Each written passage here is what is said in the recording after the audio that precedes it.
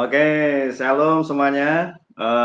Ketemu lagi ya dengan saya di sesi kedua. Sebelumnya salam perjuangan, tetap semangat. Ya, masih ingat kemarin saya udah sampaikan salam. Kenapa kok salam perjuangan ya? Mungkin seminggu ini Anda sudah ngalamin yang namanya perjuangan dan banyak hal yang Anda perlukan untuk bisa tetap semangat. Nah, jadi salam perjuangan dan tetap semangat. Kita akan masuk di sesi 2 di satu topik besar yaitu Allah di hidupku. Oke, sebelumnya kita berdoa dulu ya teman-teman, Bapak Ibu semuanya. Terima kasih ya Tuhan, kami bersyukur oleh anugerah-Mu, kami bersyukur oleh kemurahan-Mu, kasih setia, perlindungan yang terus Kau tunjukkan kepada setiap kami. Kami terima kasih karena Engkau baik, sangat baik, terus baik, dan luar biasa baik. Kami menyerahkan untuk waktu ini kepada Engkau, kami akan belajar tentang kebenaran firman-Mu, di mana kami percaya kalau kami terus belajar seperti Engkau berkata, belajarlah kepadaku karena aku ini lemah lembut dan rendah hati, dan pikulah kuk yang kupasang karena kuk yang kupasang itu ringan dan bebanmu pun enak. Maka biar kami belajar dari Tuhan, apa yang akan Tuhan mau bicara, mengarahkan kepada setiap kami, biar kami bisa menghidupinya dengan benar seperti yang Tuhan mau. Terima kasih, dalam nama Yesus kami berdoa dan mengucap syukur. Oke, jadi kita lanjutin ya teman-teman ya. Bapak Ibu, mungkin saya akan kelas balik sedikit aja sebentar. Di sesi 1 kemarin, topiknya, tema besarnya adalah Allah di hidupku. Saya udah bahas satu hal yang perlu untuk kita terus bangun setiap hari, setiap saat, ya, namanya membangun kesadaran bahwa Allah di hidup kita. Ya, karena ada banyak Allah lain yang tiba-tiba saja ya menggantikan kita gitu, dan proses tiba-tiba itu lama gitu. Jadi tanpa sadar dikit dikit akhirnya kita sudah tidak merasa ada Allah di hidup kita gitu, dan kita menggantikan dengan yang lain ya. Jadi itu yang minggu kemarin yang kita bahas, yang saya bagiin tentang Allah di hidupku, yaitu membangun kesadaran ya. Semoga kita terus lagi apa ini menguatkan lagi, terus memberikan kepada diri kita itu pengertian-pengertian bahwa memang Allah di hidupku, Allah bersamaku di pekerjaan, di keluarga, di komunitas, di pelayanan, di sosial media, di dalam segala apapun yang Anda dan saya kerjakan, itu ada Allah di hidup kita.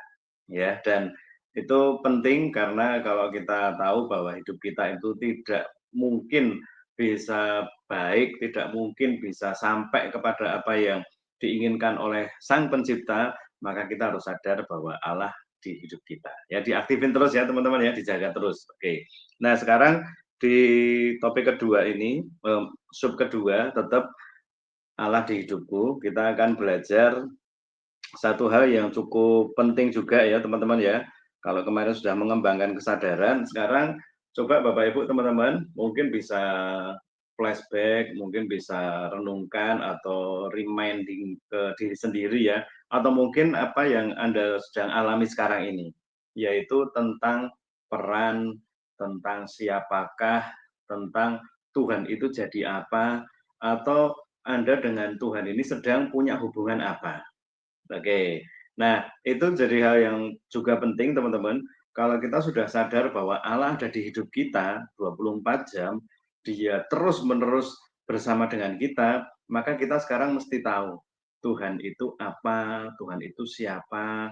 Dalam hal ini maksudnya hubungannya atau perannya sebagai apa. Oke ya, karena ini menentukan. Kalau beberapa hamba Tuhan waktu sharing tentang hal ini ya, saya dengar itu menentukan tingkat kerohanian, itu menentukan iman kita gitu. Apapun itu, buat saya yang penting adalah kalau kita sadar ada Tuhan di dalam hidup kita, maka kita juga harus mengerti hubungan apa yang sedang dibangun dengan Tuhan. Nah, ini jadi poinnya ya teman-teman ya. Hubungan apa yang sedang kita bangun dengan Tuhan kalau kita sudah sadar bahwa Allah di hidup kita. Ya, saya mungkin kasih ibarat yang mungkin cukup apa ini simple ya, sederhana ya. Misalnya kita tahu kalau ada satu orang yang mungkin dulu dari nggak kenal terus jadi kawan, mungkin ketemu di tempat kerjaan, terus akhirnya karena lama jadi akrab gitu, terus akhirnya dia bareng-bareng tinggal di dalam kita dan dia bareng terus di hidup kita. Ya, Tinggal pertanyaannya ketika orang itu, tanya kepada kita atau ada orang lain lihat kita, "Eh, itu siapa?" Gitu, itu apa yang jadi jawaban kita. Kan nggak mungkin hanya sekedar, ya dia adalah orang yang bersama dengan saya gitu tok, ya. Jadi sama seperti ketika kita dengan Tuhan, kita nggak akan bilang, "Yang penting ada Tuhan," gitu tok. Tapi Tuhan itu dalam berhubungan dengan kita, dia sebagai apa. Oke ya, mulai coba direnungin teman-teman atau sekarang ini kalau Anda udah punya punya satu momen yang sedang Anda alami sekarang ini, Tuhan itu siapa? Tuhan itu berperan sebagai apa? Nah, ini saya, bagiin karena ini dari pengalaman lagi ya teman-teman ya, saya akan bagiin apa yang saya alami. Satu kali waktu saya masih kerja di sebuah perusahaan, tinggal di asrama ya, tinggal di asrama dan waktu itu karena memang saya juga dari desa, baru sampai di kota, Surabaya, terus saya juga nggak punya pengalaman, saya juga nggak ada teman sama sekali, nggak ada kenalan sama sekali di kota Surabaya, gitu, dan saya masih baru gitu, jadi belum pegang uang. Satu kali ketika di akhir bulan, saya nggak ada duit sama sekali, saya sujud, saya ngomong sama Tuhan, "Bos, saya kehabisan uang." Gitu. Nah, itu kalimat yang saya lontarkan begitu saja teman-teman, tapi cukup kuat di hati saya, Tuhan itu saya kan kerja jadi karyawan, itu punya atasan, punya pimpinan, punya bos. Dan di waktu itu saya nganggep Tuhan itu sebagai bos, sebagai pemimpin, sebagai juragan, sebagai orang yang akan ngasih saya uang gitu loh teman-teman. Dan ini ada beberapa kali ya. Terus yang kedua, bukan sebagai bos saja, tapi satu kali saya juga waktu masih di asrama, itu saya tiba-tiba, pulang dari kalau nggak salah nih pulang dari jalan-jalan sama kawan-kawan, saya sampai di asrama, itu udah bersih-bersih, terus mau tidur. Kita kalau di asrama itu satu kamar bisa 6, bisa 8 orang ya, dan, memang agak ribut biasanya. Tapi saya tuh waktu itu bisa peluk guling, terus saya ngadep ke tembok ya, saya peluk guling sambil merem gitu, tiba-tiba saya nangis nih teman-teman. Nangis terus saya kerasa, aduh Tuhan itu jadi kekasih gitu loh, jadi orang yang sangat saya sayang. Sampai saya terus ngomong, "Aduh Tuhan, aku sayang banget sama kamu. Tuhan, aku sayang banget sama kamu. Tuhan, aku sayang banget sama kamu." Itu. Nah, ini 2 pengalaman ini yang, eee, saya dapat dari perjalanan kerohanian saya, ya, 2 pengalaman tentang hubungan dengan Tuhan. Nah, teman-teman, mungkin ada yang ngalamin beberapa hal yang lain tentang Tuhan. Tapi kita akan ke Alkitab, kita akan lihat apa yang mungkin Tuhan Yesus sendiri sudah ajarkan kepada kita. Dan kalau mungkin misalnya ada yang saya nggak merasa Tuhan itu sedekat itu gitu, nggak sampai ngomong segitunya gitu. Paling nggak mari kita ketahui beberapa peran, beberapa hubungan, beberapa hal yang kita bisa ambil dan coba itu bisa dipraktekin, diterapkan, bisa dipahami agar tidak kita sekedar bareng sama Tuhan, agar tidak sekedar kita ngerti kalau memang ada Tuhan gitu. Nah, sekarang pertanyaannya kalau ada Tuhan so what gitu. Kalau ada Tuhan terus gimana? Kalau ada Tuhan terus apa? Gitu loh teman-teman. Ya, mari kita lihat di Lukas 9 ayat 18 sampai 20. Oke ya. Lukas 9 ayat 18 sampai 20. Lukas 9. Nah, di sana dikatakan begini teman-teman. Lukas 9 ayat 18. Oke. Itu perikopnya judulnya pengakuan Petrus ya. Pengakuan Petrus ya. Lukas 9 ayat 18 sampai 20. Pada suatu kali ketika Yesus berdoa seorang diri, datanglah murid-muridnya kepadanya, lalu ia bertanya kepada mereka. Tuhan Yesus tanya sama mereka. Ini pertanyaan pertama, kata orang banyak, siapakah aku ini? Oke ya teman-teman ya, kata orang banyak, siapakah aku ini? Dan berikutnya lagi, sorry, 18. Ayat 19 dibilang, jawab mereka, Yohanes Pembaptis. Ada juga yang mengatakan Elia, ada pula yang mengatakan bahwa seorang dari nabi-nabi dahulu yang telah bangkit. Lalu ayat 20, nah sampai ayat 20 aja ya. Untuk ayat 20, Tuhan bilang gini, Yesus bertanya kepada mereka, menurut kamu siapakah aku ini?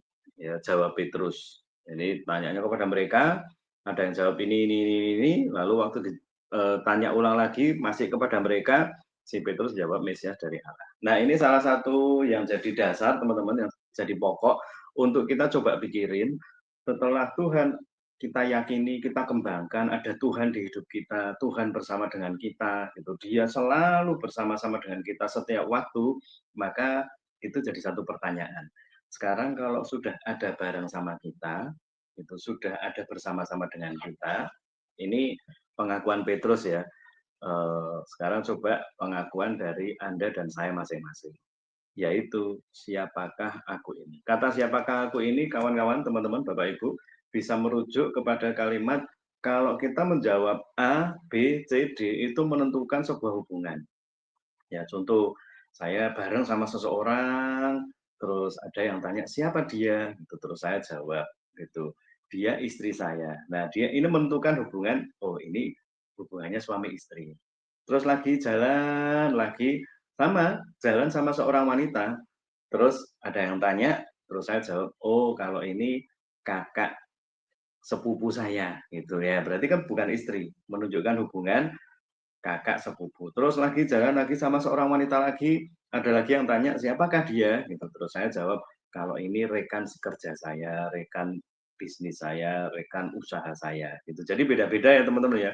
Makanya setiap jawaban itu akan menentukan tingkat hubungan kita dengan orang yang kita jawabi tadi. Ya, nah sekarang di Petrus yang di Lukas 9 ayat 18-20 itu Petrus bilang begini sama Tuhan ketika ditanya, Mesias dari Allah. Nah, teman-teman, saya nggak akan bahas tentang jawaban Petrus kalau dia ngomong Mesias dari Allah atau Mesias dari Tuhan ya, tapi saya akan fokuskan kita sendiri coba kasih pertanyaan di diri kita. Ya, kalau kita sudah percaya Tuhan, kita juga yakin kalau Tuhan itu tidak pernah meninggalkan bareng-bareng bersama dengan kita, pertanyaan itu coba masukkan ke kita. Sekarang ini bagi kita secara pribadi masing-masing, siapakah Tuhan di hidup kita? Ya, kemarin Allah di hidupku. Sekarang Allah di hidupku itu dia berperan, kita punya hubungan apa dengan dia?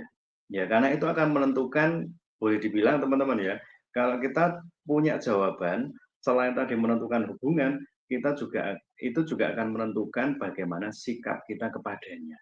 Ya kan nggak mungkin, loh tadi bilangnya rekan bisnis, mitra kerja gitu. Tapi kok gandengan tangan, tapi kok makan sepiring berdua, kan nggak bener. Nah itu menentukan ya teman-teman ya, cukup bisa dipahami ya. Jadi ketika kita jawab Tuhan itu A, B, C, D, maka seharusnya itu juga menentukan sikap kita. Ya, paling tidak ada 4 teman-teman, Bapak Ibu, hubungan kita dengan Tuhan.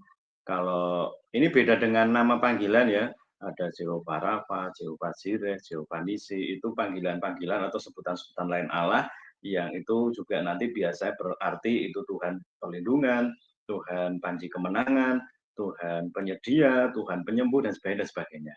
Nah, tapi ini sebuah hubungan teman-teman, ya. Mari disadari bareng kalau kita penting untuk membangun hubungan. Dan hubungan apa saja? Kita akan buka di Matius 25. Ya, sekali lagi bagi Bapak Ibu yang mungkin merasa hubungannya dengan Tuhan, ya pokoknya ada Tuhan, wis cukup itu. Kita dalemin lagi. Ya, kita dalemin lagi agar kita jadi lebih tahu Tuhan itu dengan kita hubungannya apa. Oke ya.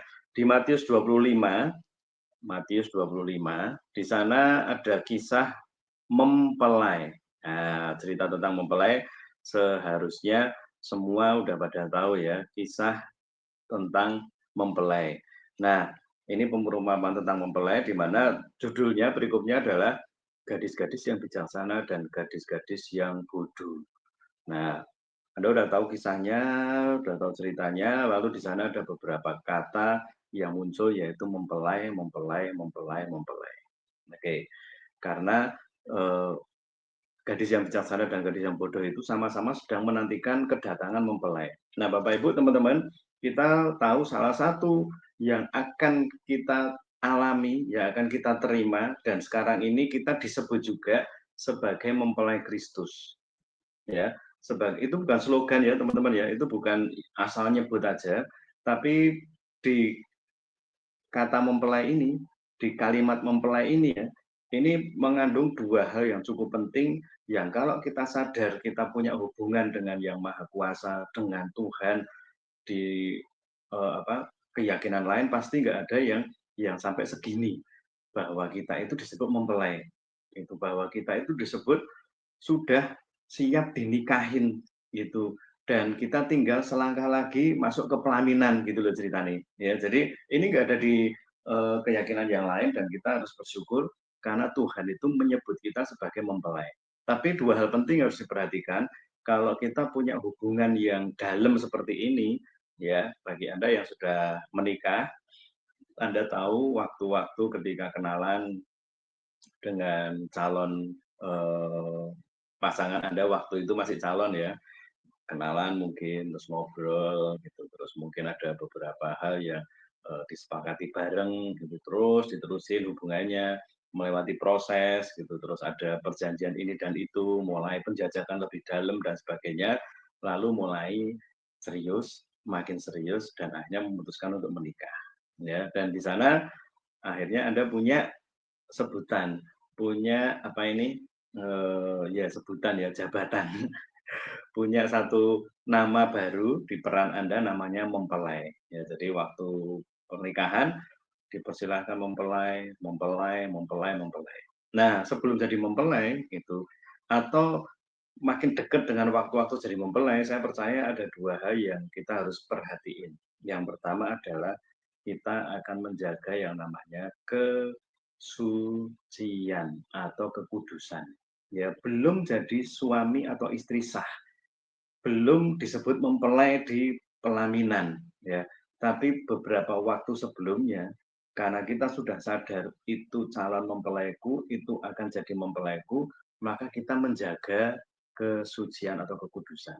Dan di perumpamaan atau kisah tentang gadis bijaksana dan bodoh, itu Anda kalau renungkan ada dari beberapa hamba Tuhan pasti punya terjemahan yang baik ya tentang mempelai ibarat-ibarat ini. Tapi di kali ini saya akan bahas tentang satu hal yang cukup penting yang karena kita lagi bahas tentang hubungan, maka kita harus menjaga yang satu ini yang namanya kesucian, kekudusan. Ya, Firman Tuhan berkata, tanpa kekudusan tidak seorang pun bisa melihat Allah. Ya, artinya apa teman-teman? Kalau kita sadar kita ini mempelai Kristus, kita ini mempelainya Tuhan ya, kita ini gereja diibaratkan sebagai mempelai, maka kalau kita tidak menjaga kesucian, kita tidak menjaga kekudusan yang disebut tidak melihat Allah, berarti kita tidak akan bisa nyampe kepada Tuhan, tidak akan bisa masuk ke dalam kerajaannya, tidak bisa melihat Tuhan. Kita terpisah jadinya. Ya, ini hal yang penting teman-teman. Ketika Anda merasa sekarang ini mungkin ada yang lagi ngalami, aduh, dan dapat pengertian, dapat penjelasan, dapat pemahaman saya ini mempelai. Itu mungkin habis dengar khotbah, mungkin habis dengar baca artikel atau mungkin dari sosmed dan sebagainya. Kita mempelai Kristus, mempelai Kristus. Kalau nggak salah ada dulu majalah ya, judulnya Mempelai Kristus ya. Itu dan itu jadi tema khotbah yang bagus banget. Itu kita mesti jaga yang satu ini yang namanya kekudusan, kesucian, di mana Tuhan sampai bilang tanpa kekudusan tidak ada seorang pun yang bisa melihat Tuhan. Nah, jadi kita mesti jaga nih teman-teman. Jangan sekedar, wah saya mempelai Kristus, itu saya adalah orang yang sebentar lagi akan ketemu dengan Tuhan di pernikahan, di keabadian gitu. Tapi ingat, jaga kekudusan. Ya, yang keduanya adalah kehormatan. Oke, ini juga jadi hal yang penting teman-teman. Ketika kita sadar, kita tahu, kita mulai paham, atau kita sekarang ini sedang membangun hubungan namanya hubungan mempelai. Kita mesti menjaga kehormatan karena yang namanya pernikahan itu bukan hanya menyatukan dua orang, tapi dua keluarga. Ya, sehingga kalau kita lihat kita kenapa penting untuk menjaga kehormatan karena kita akan menggabungkan atau menyatukan banyak sekali pihak. Nah, sama pernah satu ayat itu yang mungkin kalau Anda baca jadi membuat kerajaan Allah itu jadi membuat nama anak-anak Tuhan itu cemar gitu karena ketidakmampuan kita untuk menjaga kehormatan sebagai mempelai. Ya, dan ini jadi hal yang penting teman-teman.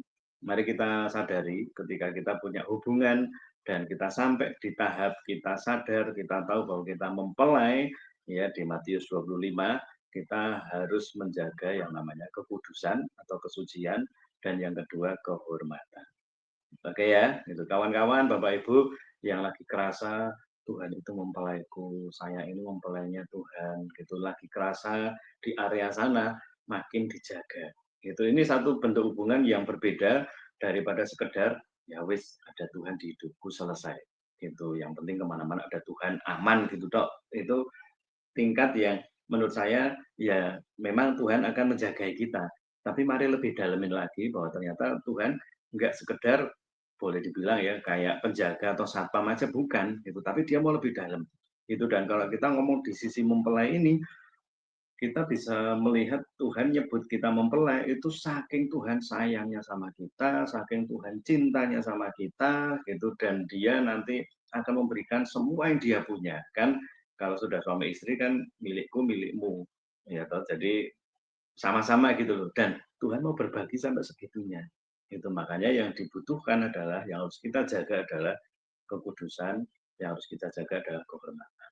Oke ya. Nah, ini yang pertama, hubungan mempelai. Yang kedua, Yohanes 15 ayat 15. Yohanes 15 ayatnya yang ke-15. Ini juga satu bentuk hubungan yang saya merasa nggak ada di keyakinan yang lain, teman-teman. Ya, dan kita bersyukur ya di Yohanes 15 ayatnya yang ke-15, Tuhan bilang apa sama kita? Aku tidak menyebut kamu lagi hamba, sebab hamba tidak tahu apa yang diperbuat oleh tuannya. Tetapi aku menyebut kamu sahabat, karena aku telah memberitahukan kepada kamu segala sesuatu yang telah kudengar dari Bapa. Di ayat ini ya, sebelum saya masuk ke poin sahabat, di ayat ini kalau Anda bisa perhatiin di kalimat terakhirnya, aku telah memberitahukan kepada kamu segala sesuatu yang telah kudengar dari Bapa. Artinya begini teman-teman, bagi kita sebagai anak-anak Tuhan, sebagai orang Kristen, sebetulnya nggak ada yang bodoh, nggak ada yang terbelakang, nggak ada yang nggak tahu apa-apa, nggak ada yang nggak pinter. Ya, anak-anak Tuhan itu harusnya cerdas, harusnya luar biasa, paham banyak hal. Gitu. Karena langsung ini memberitahukan kepada kamu segala sesuatu yang telah kudengar. Ya, terutama dari sisi rohani, anak Tuhan nggak boleh nggak ngerti apa-apa. Itu makanya mempelajari Alkitab, baca Alkitab, merenungkan, terus diskusi dengan keluarga, misbah itu penting banget nih gitu. Karena Tuhan itu akan memberitahukan kepada kita, ya, dia bilang begini, hamba itu nggak tahu apa yang diperbuat oleh tuannya, tapi aku menyebut kamu sahabat. Jadi Tuhan ya, kalau di catatan saya ini ya, yang saya catat, Yohanes 15 ini, ketika Tuhan nyebut kita ini sahabat, gitu, dan itu kita lihat tidak ada kepercayaan lain yang menyebut kalau dirinya itu Allah yang maha kuasa, yang maha besar, menyebut orang ciptaan itu sahabat. Gitu. Ya kita ini teman-teman yang punya hak yang sangat istimewa, dan kita tahu itu membentuk hubungan yang sangat luar biasa, yaitu sahabat. Ya, saya percaya Anda punya sahabat, punya kawan, punya orang-orang yang dekat dengan Anda, dan Anda tahu gimana membangun hubungan persahabatan dengan mereka. Nah, di sini juga saya catat 2 poin nih teman-teman ya. Yang pertama adalah keterbukaan. Oke, keterbukaan. Eh, kita punya penghalang yang cukup besar ketika kita mau maju dalam iman, ketika kita mau meningkat dalam iman, ketika kita sedang berdoa dan pengen sesuatu, itu kadang-kadang salah satu yang menghalangi adalah yang namanya DOSA, dosa. Ya, dan Tuhan bilang ngomong ngaku aja, itu dan terbuka saja. Kenapa? Karena keterbukaan adalah awal pemulihan. Dan Tuhan memberikan satu spesifikasi hubungan di mana Dia pengen kita ini terbuka sama Tuhan, ya, karena Tuhan menganggap kita ini adalah sahabat. Sahabat itu, teman itu, kalau akrab banget ya, kalau salah itu dia nggak akan nggak akan sembunyi-sembunyi gitu, nggak akan berlama-lama untuk ngakui gitu. Sahabat itu pasti akan ngomong, "Aduh, aku keliru, aduh aku salah, aduh aku sorry nih, barusan aku ngelakuin sesuatu yang nggak oke, nggak bener gitu, yang kayaknya nggak cocok dengan apa yang kita lagi sepakati," gitu. Nah, itu keterbukaan, teman-teman. Ya, penting sekali untuk kita punya sikap terbuka sama Tuhan. Ya, bukan hanya dari sisi dosa aja ya, tapi termasuk hal-hal yang kita kalau saya ya, biasanya ya, ngadepin ngadepin kerjaan nih misalnya, ngadepin kerjaan. Terus, kemarin aja 2 hari lalu kalau nggak salah, wih, saya ketemu satu ibu-ibu ini agak aduh saya sampai nggak bisa ngomong gitu loh, Bapak Ibu, teman-teman. Dia punya pemikiran itu betul-betul di luar apa ini, di luar apa yang saya pikir gitu loh. Orang yang sepertinya baik, bagus itu bisa ngomong, wah gitu loh. Saya sampai bahasa Jawanya itu dengar-dengar gitu ya, apa itu, sampai delek-delek lah ya, sampai, eee, nggak bisa ngapa-ngapain gitu loh, tertegun gitu. Terus saya ngomong sama Tuhan, "Tuhan, aku nggak ngerti, aku nggak paham, aku bingung." Jadi saya terbuka, benar-benar terbuka, "Aku bingung, aku nggak paham, aku tuh nggak tahu mesti ngapain gitu, gimana caranya ya ngadepin orang ini, saya nggak paham sama sekali." Itu nah, itu keterbukaan yang saya sih biasanya memang bangun hal itu ya teman-teman ya, untuk saya bisa, ngomong sama Tuhan apapun yang saya alami, itu salah satunya tentang masalah ini, karena saya tahu waktu saya terbuka dengan Tuhan, itu waktu saya ngomong dengan Tuhan, waktu saya sampaikan apa yang ada di hati saya gitu, walaupun kita tahu, ya Tuhan Maha Tahu, kita udah, dapat firman-Nya kalau Allah itu Maha Tahu, bahkan kita mikir apa belum ngomong udah tahu, tapi kita tetap aja teman-teman. Nah, Tuhan sampaikan di ayat itu, "Aku menyebut kamu sahabat." Ya, jadi Tuhan pun terbuka, Tuhan pun ngomong gitu loh. Dan Dia pengen kita tahu kalau Dia itu nyebut kita sahabat, gitu. Dia pengen kita sadar kalau kita itu sahabatnya Tuhan, gitu. Jadi saya ngomong dan puji Tuhan, saya ngomong ke Tuhan, ini gimana caranya ya? Saya udah lama ketemu dengan dia, berhubungan cukup lama gitu loh dalam usaha, tapi kok kalimatnya ini kok kayak begini gitu loh. Nah, setelah saya ngomong gitu ya teman-teman ya, itu nggak hitungan jam, beberapa menit kemudian kita ngobrol lagi dan dia itu bisa bisa memberikan satu kalimat yang menurut saya juga nggak sadar dia akan ngomong gitu, yaitu kalimat persetujuan yang biasanya dia nggak setuju sama sekali. Gitu. Dan saya bilang, "Waduh, ini juga karena saya terbuka, karena saya ngomong sama Tuhan. Itu nggak saya pikir sendiri, gitu. Saya punya sahabat, itu jadi saya sampaikan kepada sahabat saya. Keterbukaan. Ya, bagi Anda yang merasa Anda adalah sahabatnya Tuhan, bagi Bapak Ibu yang paham bahwa Anda adalah sahabatnya Tuhan, coba cek, terbuka nggak sama Tuhan? Dikit-dikit ngomong nggak sama Tuhan? Atau sembunyi-sembunyi? Kalau sembunyi-sembunyi nggak ngomong, ya Anda sebetulnya merasa sahabatnya Tuhan, tapi Anda nggak punya sikap sebagai seorang sahabat.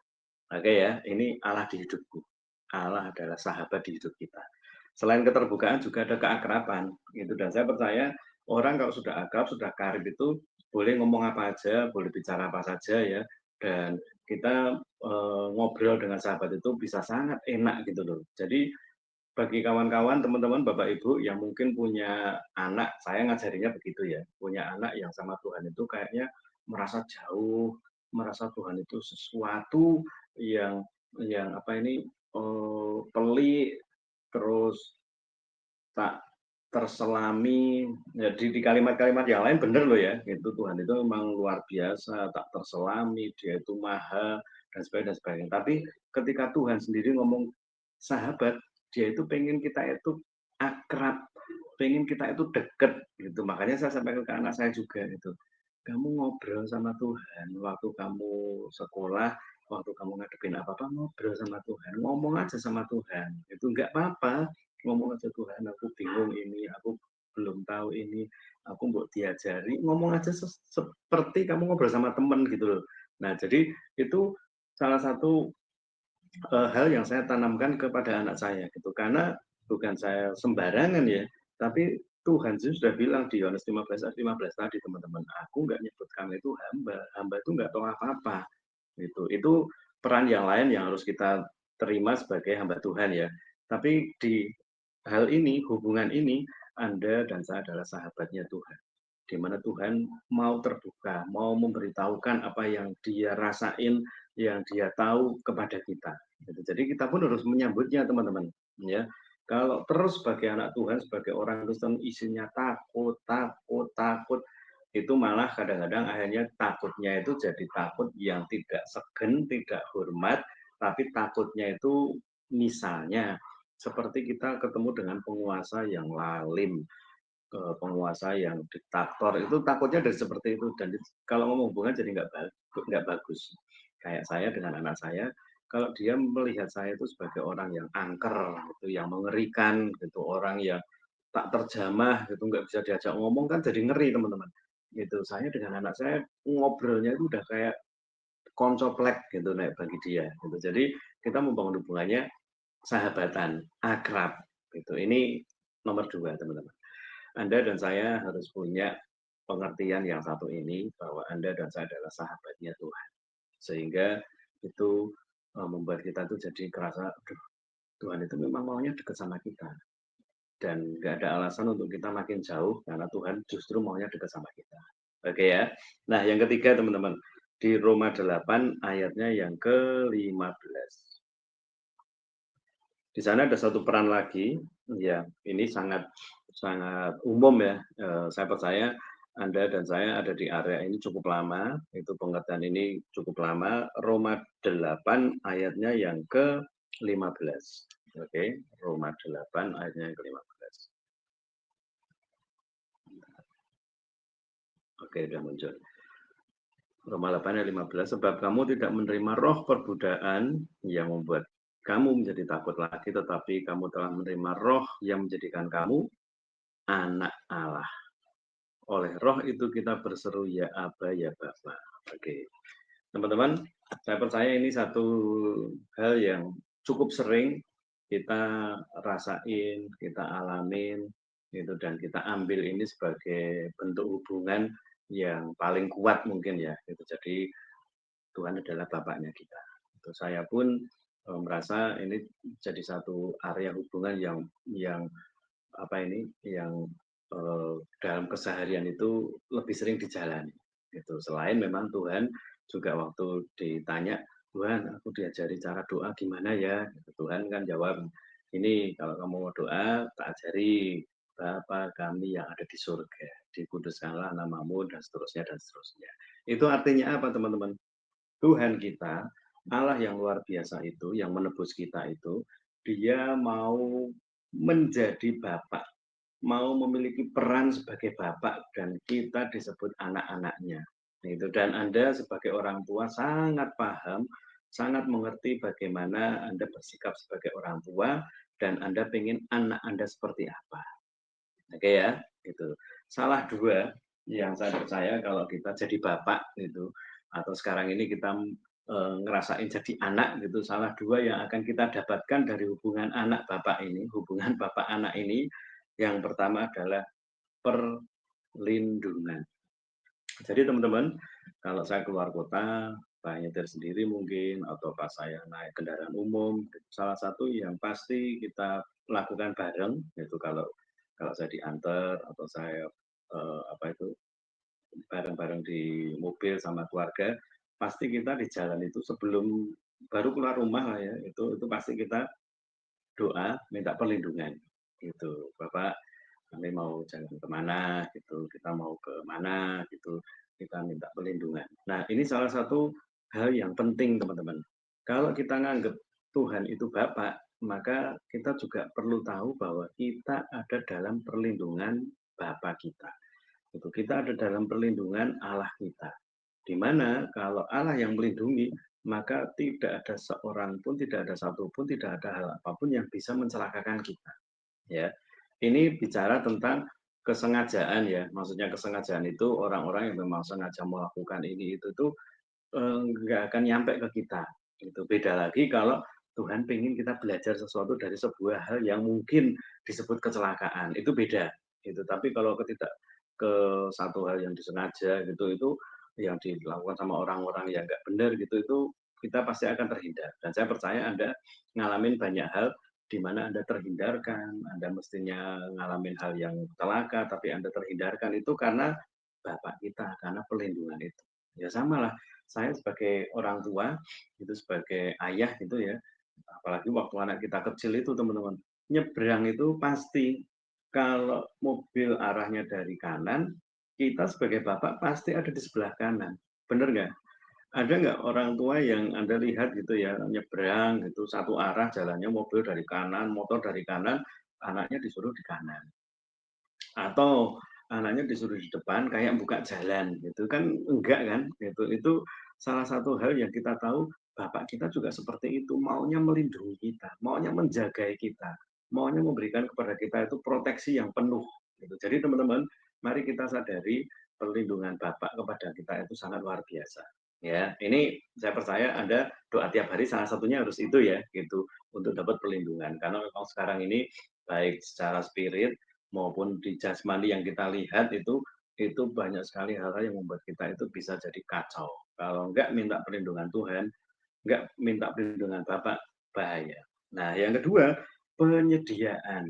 Ya, penyediaan. Maka saya bedakan tadi ya, ada Jehovah Rafa, Jehovah Nisi, Jehovah Shalom gitu ya. Saya bedain gitu karena penyediaan ini bicara soal hubungan. Itu saya sebagai ayah ya, sebagai orang tua itu maunya nyediain apa yang terbaik untuk saya dan itu sudah dilakukan oleh bapak kita. Ya, kawan-kawan, mari kita sadari, Bapak Ibu, mari kita sadari kita sebagai anak-anak Tuhan.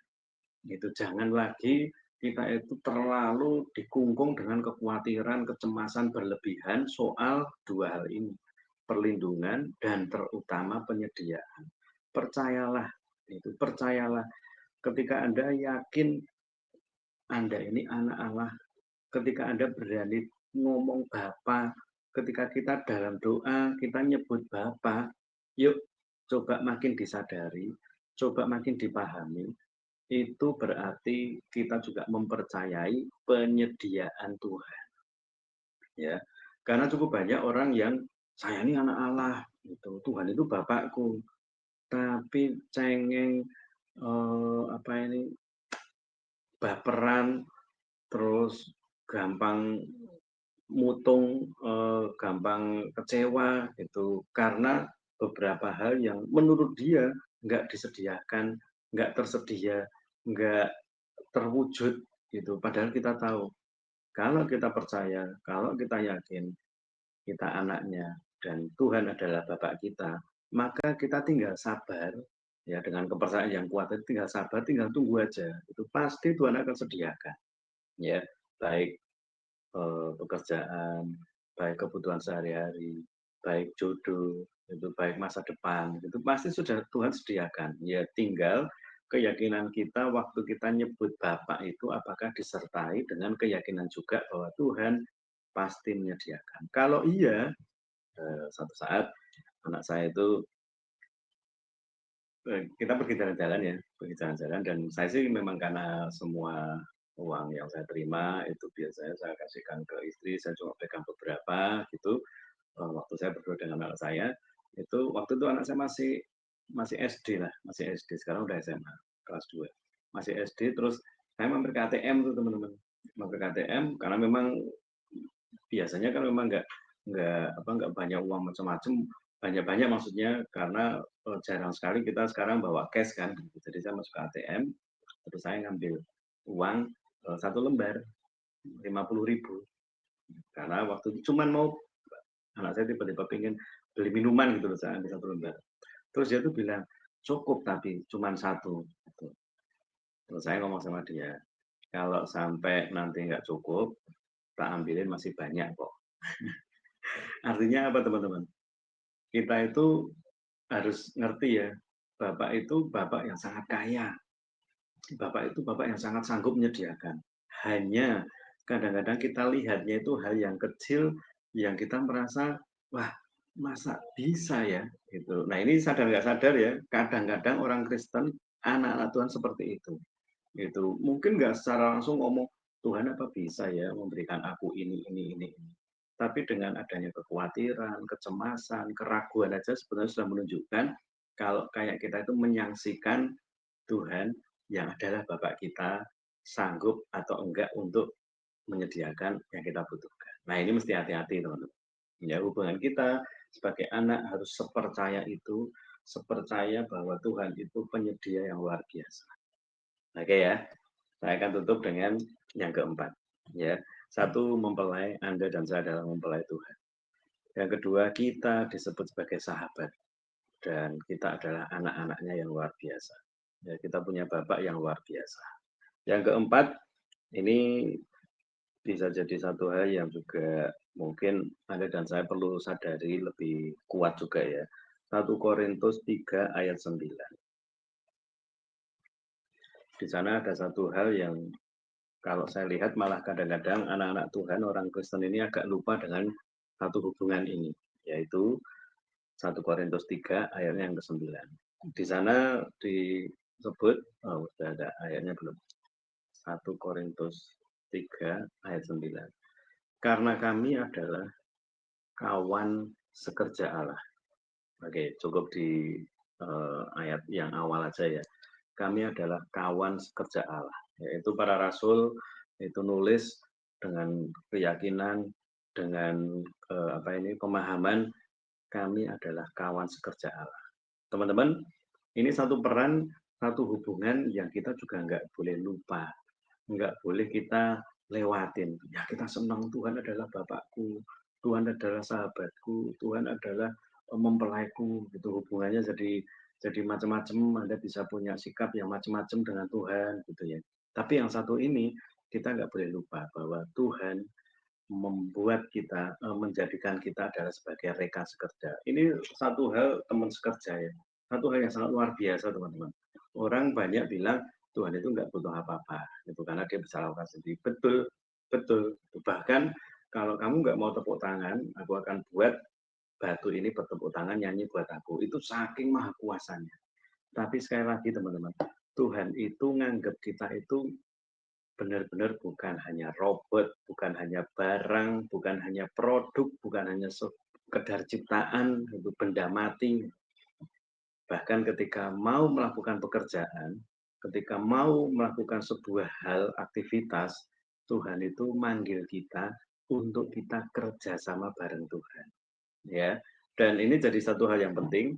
Salah satu yang sering saya sampaikan ke kawan-kawan di komunitas ya, anak-anak muda gitu atau orang-orang yang saya lihat dia punya kemampuan, kekuatan, energi gitu, tapi kok kadang-kadang kok males-malesan gitu, buang waktu gitu, waktunya dipakai untuk yang nggak jelas, jalan-jalan, nonton Netflix gitu, terus apa ini scrolling sosial media gitu, dan saya lihat dalam tanda petik ya, itu apa ini buang waktu lah gitu, nggak maksimal gitu loh. Saya sering bilang ke teman-teman, ingat kita ini disebut kawan sekerja. Maka di komunitas saya teman-teman ya, di Persekutuan Doa Lebak Jaya, saya menggagas satu grup yang sudah belasan tahun, saya kasih nama judulnya adalah Rekan Sekerja Allah gitu. Untuk membangun kesadaran, untuk membuat satu peringatan kepada kita bahwa kita ini rekan sekerja Allah. Nah, apa pekerjaannya? Banyak gitu. Kalau kita ngomong pekerjaan Tuhan itu kan sangat banyak.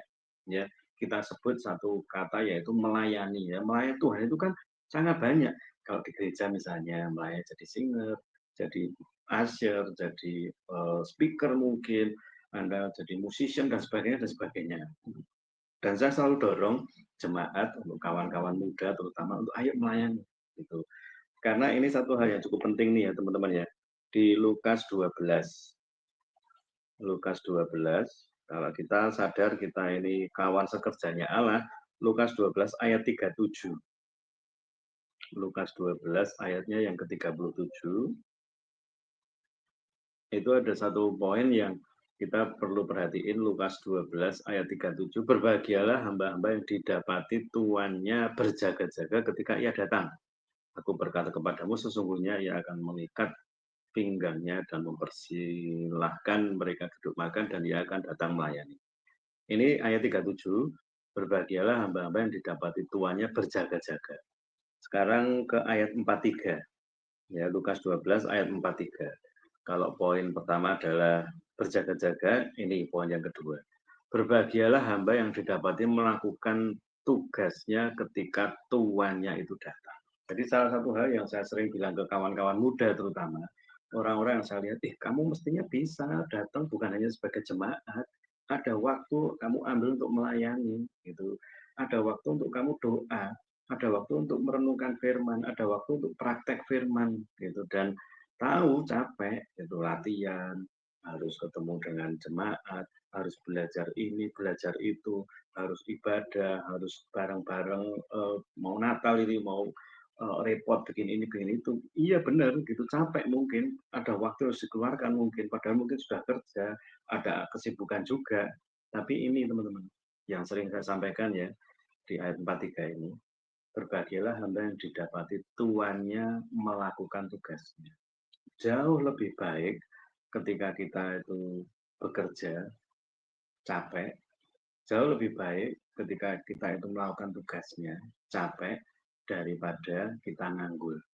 Ya, karena nganggur pun capek, bener nggak teman-teman? Itu saya biasa keliling ya, gitu kalau udah di rumah 2 hari itu, aduh nggak enak gitu loh. Sekarang biasa kerjanya misalnya nge-live gitu, kalau nggak lakukan itu nggak enak gitu. Nganggur itu nggak enak gitu. Dan kita lihat ada banyak kawan-kawan ya jemaat yang dia itu nggak mau melayani gitu. Karena salah satunya bisa jadi nggak mau repot, nggak mau capek gitu. Padahal berbahagialah hamba yang didapati tuannya melakukan tugasnya. Jadi mendingan kedapatan lagi kerja daripada kedapatan lagi nganggur. Mendingan didapati sedang sibuk untuk melakukan tugas Tuhan daripada nganggur. Nah, ya teman-teman ya. Jadi itu adalah satu peran yang yuk saya ajak, ini saya kasih di keempat ya, peran terakhir atau hubungan terakhir sebagai kawan sekerja Allah gitu, karena bahkan Tuhan pun yang sudah maha kuasa yang sanggup melakukan apa saja di luar pikiran kita yang mustahil jadi mungkin, yang sepertinya nggak masuk akal itu bisa terwujud itu karena kemahakuasaannya Tuhan. Beliau pun bilang kita ini adalah kawan sekerja. Itu kita dianggap sebagai orang-orang yang mengerjakan, mampu, cakap bisa melakukan pekerjaan bersama-sama dengan Tuhan. Dan salah satu yang jadi pekerjaan utama kita itu sekali lagi kesadaran ini perlu dibangun, yaitu amanat agung, memberitakan firman, membuat orang lain itu tahu bahwa Yesus adalah kebenaran, menobatkan orang, membuat orang percaya, nginjil, itu bersaksi, menjadi terang dan garam.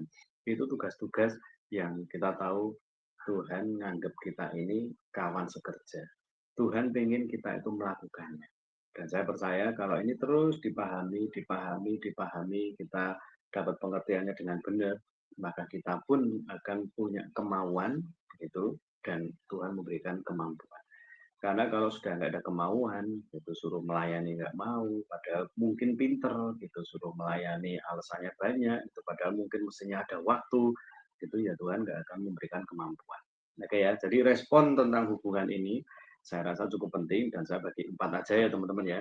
Itu Anda bisa bangun hubungan-hubungan, Anda bisa ngerasain Tuhan itu lagi apa dengan Anda gitu, tapi paling enggak ada 4 area yang kita tahu kita sebagai orang Kristen kita percaya bahwa Tuhan itu bukan sekedar menciptakan produk, menciptakan barang, menciptakan satu apa ini ciptaan yang udah pokoknya aku ada gitu dong enggak gitu. Tapi kita dibuat kita punya hubungan yang sangat luar biasa dengan Tuhan, hubungan sebagai mempelai, hubungan sebagai sahabat, hubungan sebagai bapak, hubungan sebagai kawan sekerja. Oke, semoga apa yang saya bagiin bisa jadi berkat dan kita sadari ya, agar kita juga jangan asal ngomong, jangan asal nyebut, tapi kita sadari Tuhan itu adalah Bapakku. Itu jadi ditambahkan kepercayaan, keyakinan, ya pasti ada perlindungan, pasti ada penyediaan. Sudah berani nyebut Bapak, tapi kita khawatir terus. Sudah berani nyebut mempelai, tapi kita nggak jaga hidup gitu. Sudah berani nyebut kita ini adalah anak-anak Tuhan gitu, tapi kita nggak pernah yakin dengan perlindungannya Tuhan. Sudah nyebut sebagai sahabat, tapi nggak pernah terbuka sama Tuhan. Semuanya disembunyikan, maunya lari dari Tuhan. maunya nggak pernah ngomong sama Tuhan, gitu. Itu nggak bagus, teman-teman. Dan kita adalah kawan sekerjanya Tuhan. Tuhan Yang Maha Kuasa memberikan juga kuasanya kepada kita untuk bisa melakukan pekerjaannya Tuhan yang luar biasa. Ya, sampai Tuhan Yesus itu bilang, aku akan pergi kepada Bapa, nyiapin banyak hal di sana, dan kamu akan diberi kuasa. Bahkan kamu bisa melakukan hal yang lebih luar biasa daripada aku. Itu artinya apa, teman-teman? Kita dipilih oleh Tuhan menjadi umat yang luar biasa. Ya, sadari, pahami hubungan-hubungan yang kita punya dengan Tuhan, dijaga benar-benar, diyakini, dan dengan itu kita bisa maksimal. Sampai orang lihat, wih, kamu kok bisa akrab gitu sama Tuhan gitu. Kalau di tempatku, ya harus doanya harus khusyuk, nggak boleh melek, harus wah serem lah Tuhan itulah. Gitu kalau salah dikit di apa dihukum dan sebagainya. Kita bisa tunjukkan dengan hubungan yang baik ini dengan Tuhan ya, dengan kesadaran ini membuat orang itu bisa jadi wah enak ya jadi orang Kristen gitu. Wah kamu kok kalau ngomong kayak kamu ngomong sama bapakmu gitu kok bisa dengan begitu enaknya gitu. Kamu kok jaga banget nih, kamu kok terus berjuang karena kita tahu kita punya hubungan-hubungan yang spesial bersama dengan Tuhan. Oke ya teman-teman, Bapak Ibu, mungkin itu yang bisa saya bagiin. Mari kita tutup dengan doa. Terima kasih ya Bapak untuk waktu ini. Kami bersyukur Engkau ngajari kami memang bukan ciptaan yang Engkau anggap sebagai ciptaan yang tidak berguna, sekedar produk atau hal yang hanya akan dilihat saja. Tapi Engkau mengerti bahwa kami adalah ciptaan-Mu yang sangat Engkau sayangi, sangat Engkau kasihi, dan Engkau ingin membangun hubungan yang jauh lebih dari sekedar pencipta dengan barang ciptaannya. Kami berterima kasih, kami bersyukur, dan penghargaan ini kami terima, kami hidupi, dan dengan itu kami bisa membuat orang lain sekitar kami ngerti betapa Tuhan itu adalah Tuhan yang luar biasa untuk setiap kami. Sehingga bukan hanya sekedar agama yang berisi aturan, ritual, tapi betul-betul hubungan. Terima kasih ya Bapak, yang menyerahkan semuanya dalam anugerah-Mu, berkat-Mu untuk yang mendengar, juga hamba-Mu yang menyampaikan biar semuanya bisa ada dalam uh, kasih karunia, kehendak, kemurahan, dan apa yang Tuhan mau dalam hidup kami terjadi. Dalam nama Yesus Kristus, saya berdoa dan mengucap syukur. Amin.